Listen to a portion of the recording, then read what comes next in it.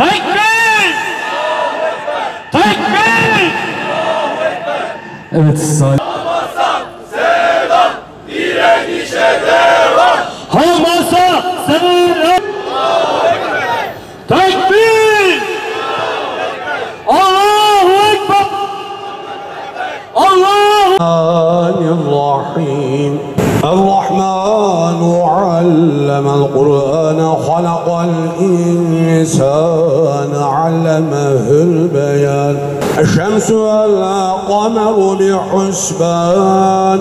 Hem size ne oldu ki Allah yolunda ve çaresiz bırakılan erkekler, kadınlar ve çocuklar uğrunda savaşmıyorsunuz?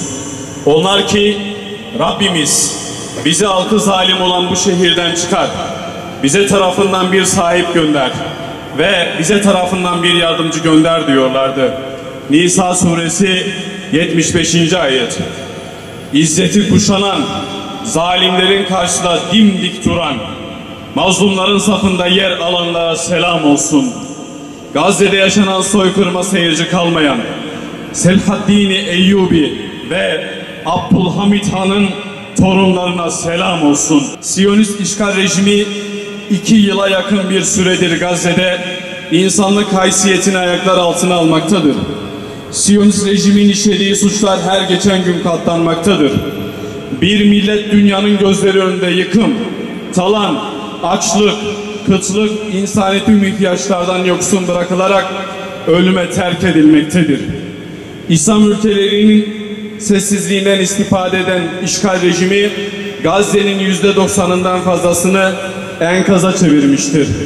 7 Ekim 2023'ten bu yana 60 binden fazla kardeşimiz şehit düşmüş. 150 bin kardeşimiz ise yaralanmıştır. 20 binden fazla kardeşimiz enkaz altında olup henüz naaşlarına ulaşılamamıştır. Şehit ve yaralıların %70'ten fazlası bebek, çocuk ve kadınlardan oluşmaktadır. Gazze adeta birer çocuk mezarına dönüşmüştür. İşgal rejimi Gazze'de açlığı silah olarak kullanmaktadır. Yaptığı bunca zulümden sonra sözde insancıl gözükmek için kurulan yardım noktaları birer katliam noktasına dönüşmüştür. Yardım noktalarında yapılan sistematik saldırılarda şehitlerin sayısı her geçen gün daha da artmaktadır. Ey ümmeti Muhammed ve insanlık ailesi! Açlıktan dolayı katledilen her bir çocuğun, gencin ve kadının, yaşlının vebali hepimizin boynundadır.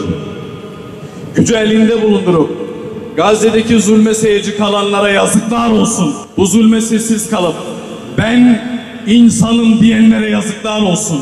Dünyanın geçici menfaatlerinin peşinde koşup bu zulme destek sağlayanlara yazıklar olsun. Kalpleri körelmiş, gözleri harama dalmış, kulakları zulme çanak olmuş, dilleri fitneye hizmet eden uluslararası toplum ve devletler Gazze soykırımından mesuldür. Bu mesuliyetten hiç kimse beri değildir. Başta İslam ülkelerinin liderleri akan kanın en büyük sorumlusudur. İslam ülkelerinin liderleri üzerine düşeni yapmış olsaydı bugün Gazze'de bu kan akmayacak, evler yıkılmayacak, soykırım olmayacaktı. İslam ülkelerinin liderleri ve tüm sorumluluk sahipleri olarak henüz vakit varken Allah katında olan mesuliyetlerinizi bir an önce yerine getirin. Siyonist rejimin soykırımını durdurmanın vakti çoktan gelip geçmiştir. Dünyanın özgür halklarından ve vicdan sahibi devlet liderlerinden öncelikli ve acil talebimiz şudur: açlık, kıtlık ve ilaçsızlıktan dolayı bir halkın yok olması, tüm insanlık aleminin yok olması anlamına gelmektedir. İnsanlığın haysiyetini omuzlamak için Gazze'de insani krize bir an önce son verilmesi adına yola çıkacak Sumut filosuna tüm insanlık sahip çıkmalıdır. Müslüman Filistin halkını terk etmeyeceğiz. Gazze özgürleşinceye kadar, direniş kazanıncaya kadar meydanları boş bırakmayacak. Kardeşlerimizin feryatlarını tüm dünyaya duyuruncaya kadar acılarına ortak olmaya çalışacağız. Ne pahasına olursa olsun, ne pahasına olursa olsun.